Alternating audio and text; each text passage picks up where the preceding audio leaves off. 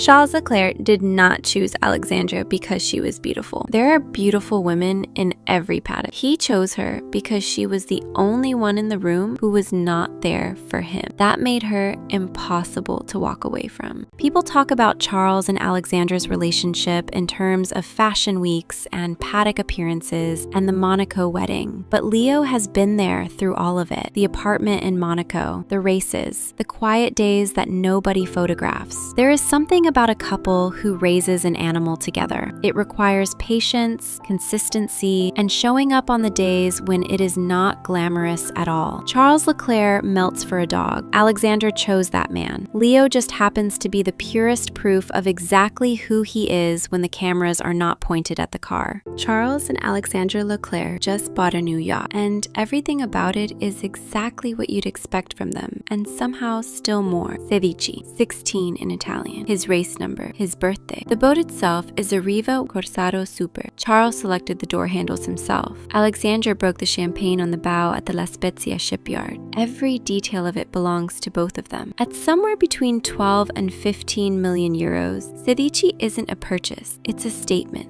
Two people, completely at home in a life most can only observe from a distance. Alexandra Leclerc launched her own fashion campaign with Frame on May 1st, and the very next day, she walked into the Ferrari paddock wearing the red leather pants from that exact collection. She did not wear his jersey, she did not wear his name. She walked into his world wearing her own brand, her own design, her own vision. That is the woman Charles Leclerc married, not a fan in the stands, a brand walking beside a brand. And she made sure Miami knew the difference. Subscribe, because this is exactly the kind of woman we study on this channel. Nobody at Miami could figure out why Alexandra Leclerc looked more expensive than everyone else. She was wearing her own Frame collection, a white top and red leather pants. The secret is she never tries to look expensive. She just looks like herself. Alexandra St. Mleux and Kim Kardashian are both powerful women, but they are powerful in completely opposite ways. And one of them is quietly winning. Kim gives you everything: the body, the brand, the breakdown, the comeback. She hands you her whole life. Alexandra gives you almost nothing: a glance, a presence, a feeling you cannot quite name, and somehow you cannot stop thinking about her. That is the difference between loud luxury and soft luxury. One demands your attention, the other simply has it. Loud luxury says, "Look at me." Soft luxury makes you wonder why you cannot stop looking. And in 2026, the most magnetic woman in any room is not the loudest one. She is the one you cannot fully figure out. Subscribe, because this conversation